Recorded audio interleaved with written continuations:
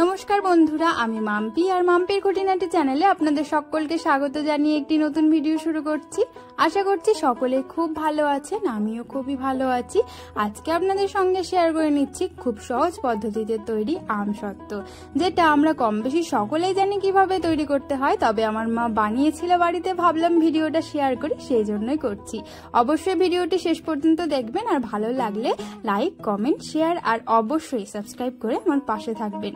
তাহলে চলুন আজকের ভিডিওটি শুরু করছি।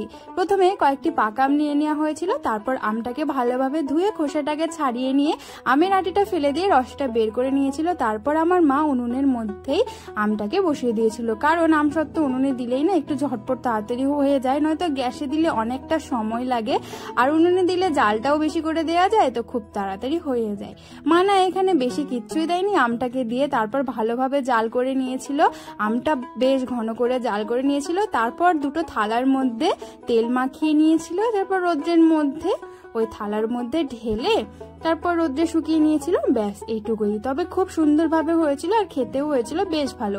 এইখানে না আমসত্ত্বের মধ্যে আমার মা কোনো চিনি দেয়নি, কারণ আমটা বেশ মিষ্টি ছিল, সেই কারণে।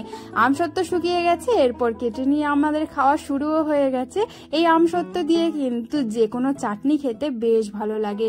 আমার এর আগে চাটনির রেসিপি দেওয়া আছে, আপনারা চাইলে দেখে নিতে পারেন। ভিডিওটা কেমন লাগলো অবশ্যই কমেন্ট করে জানাবেন। আরও একটি ভিডিওর সঙ্গে দেখা হবে।